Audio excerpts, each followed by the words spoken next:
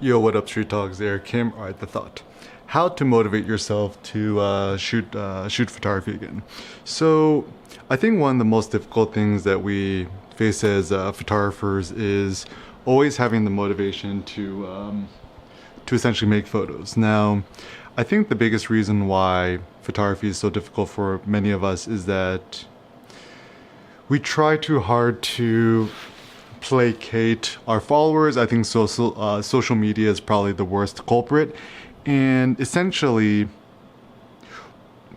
through the algorithms and social media likes, followers, blah blah, we get programmed that we only derive personal joy through the validation of others. Now, I think that's like extrinsic motivation, which is good and fine because obviously all humans were extrinsically motivated to some extent, but at the same time I think one of the most difficult issues is how can we motivate ourselves intrinsically to make photographs and worry less about what others think. So some thoughts.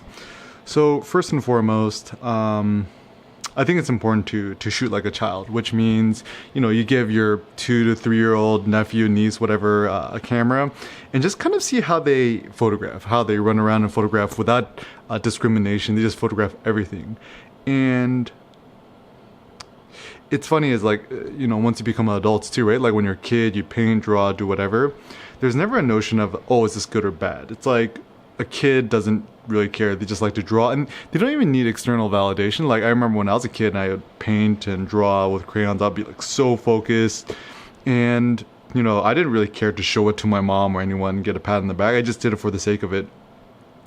Similarly, like a kid don't go on a playground and they don't play on a playground for like exercise or to work out or to lose weight. They just enjoy it. It's fun. It challenges them. It's interesting to them, and there's joy of creation.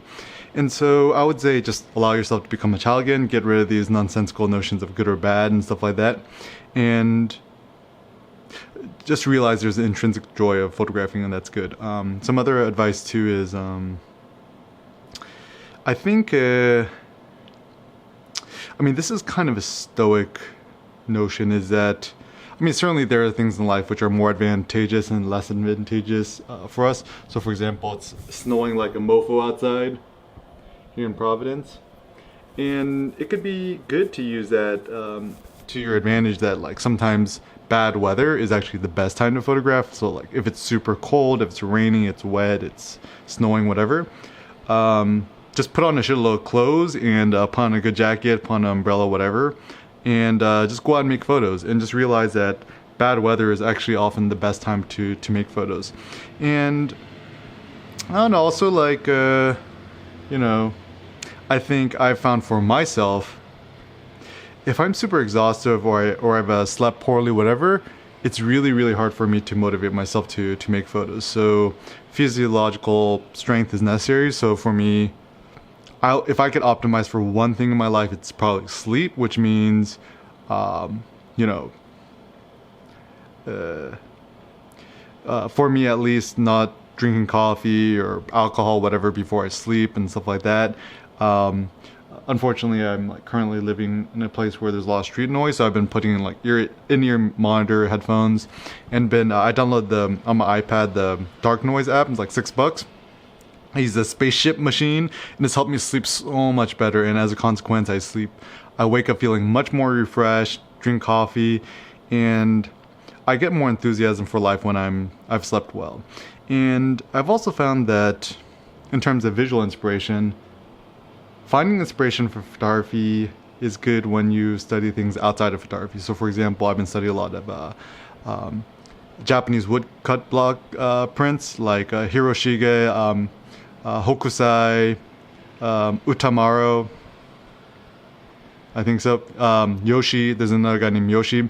And it's so nice because their artworks, it really shows this enthusiasm for life, this enthusiasm for people, architecture, indoor environments, outdoor environments, social life, and stuff like that.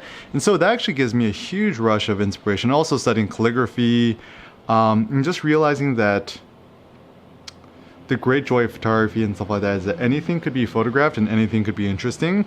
And I know just for myself personally, allowing yourself to shoot both color and black and white just opens up a lot more opportunities. Typically, I like shooting black and white because we already see the world in color, so it's like, okay, I get it. But when you photograph something in black and white, or even if your LCD screen is set to high contrast monochrome, it's almost like looking at the world with like X-ray vision or X-ray goggles or with augmented vision, where you can see the world differently. And so I think that's also a good thing. So yeah, I would say with photography, certainly just going on a walk, it could just literally be like a 2-minute walk around the block, or even photographing things at home. Just look for interesting textures, lampshades, things in your kitchen, photographing your meals and stuff like that. And to motivate means to move, like literally motus in Latin. So to motivate yourself to photograph is like maybe finding more joy in just everyday life and textures and lights and everything. So the more things you could find to photograph, the better.